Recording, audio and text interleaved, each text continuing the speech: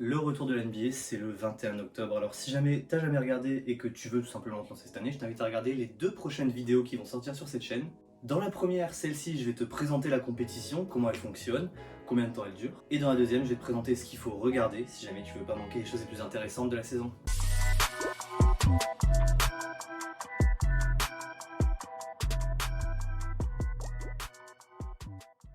Pour commencer, la NBA, c'est 30 équipes réparties en 2 conférences différentes, la conférence Ouest et la conférence Est. 2 conférences qui sont elles-mêmes divisées en 3 divisions différentes pour chacune d'entre elles. Pour la conférence Ouest, on a la Nord-Ouest, Sud-Ouest et Pacifique. Et pour la conférence Est, on a la Centrale, Sud-Est et Atlantique. On a des matchs qui commencent début octobre avec des matchs de pré-saison. Des matchs qui ne compteront donc pas dans les points. C'est pour plutôt se calibrer, se préparer, tester des stratégies pourquoi pas, mettre un peu les équipes en jambes également. La saison régulière, elle, commence fin octobre, donc ici cette année le 21, et elle dure à peu près 6 mois pour se terminer fin avril.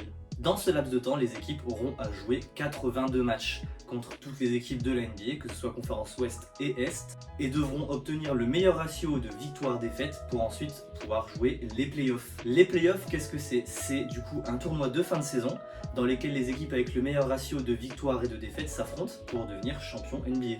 On a également depuis 2021 les play-in qui est également un mini-tournoi entre les équipes de la 7e, 8e, 9e et 10e place pour savoir quelles seront les 2 équipes qualifiées, histoire de donner plus de chance à certaines équipes qui sont moins compétitives cette année. Les 8 équipes s'affrontent donc ensuite en play-off, à savoir que pour gagner les play-offs, une équipe doit remporter du coup chaque tour en gagnant 4 matchs contre la même équipe. Y compris pour la finale, le gagnant des 4 matchs est donc sacré champion NBA. Voici du coup dans les grandes lignes une saison NBA, mais il y a quand même quelques petits événements pour varier la saison. Je me suis rendu compte dans un montage que j'avais complètement oublié de parler de la cérémonie MVP, donc avec MVP, Rookie de l'année, Défenseur de l'année, 6e homme. Mais j'en m'en excuse, j'en ferai de toute façon certainement une vidéo dans le futur. On a pour commencer le In-Season Tournament, qui se passe cette année à partir du 1er novembre si je dis pas de bêtises.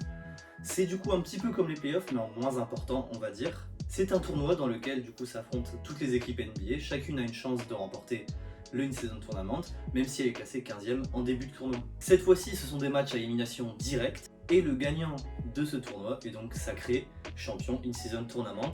C'est un sacre forcément moins bénéfique, moins important que le sacre de champion NBA de fin d'année. En revanche, vu qu'il y a de l'argent à la clé, ça permet un petit peu de pimenter la saison, le début de saison notamment, et de voir des joueurs, des équipes jouer de manière plus compétitive. On a également les événements All-Star, donc qui se déroulent très souvent en début d'année, vers fin janvier, début février, dans lequel on peut retrouver les concours de dunk, les concours de skills, concours de panier à 3 points, mais il y a aussi l'événement le plus regardé de ce week-end, c'est-à-dire le All-Star Game, c'est-à-dire avec les meilleurs joueurs de la saison, votés par les téléspectateurs, qui se retrouvent dans 2 équipes différentes. Autrefois, c'était la conférence Ouest contre la conférence Est, mais cette année, c'est le thème États-Unis contre joueurs mondiaux, thème réclamé depuis maintenant un petit moment, qui est censé un petit peu redorer l'audience et l'image de ce match. Il existe aussi des petits événements comme le match d'Halloween, le match de Noël, mais c'est finalement des matchs normaux quand on les regarde à la télé, mais qui se passent dans des jours spéciaux. Vous pouvez suivre maintenant correctement la meilleure ligue de basket du monde selon moi, mais encore faut-il savoir quoi regarder, et ça c'est le sujet de la vidéo qui arrive dans quelques jours. Donc si vous avez aimé celle-ci, n'hésitez pas à vous abonner, à liker,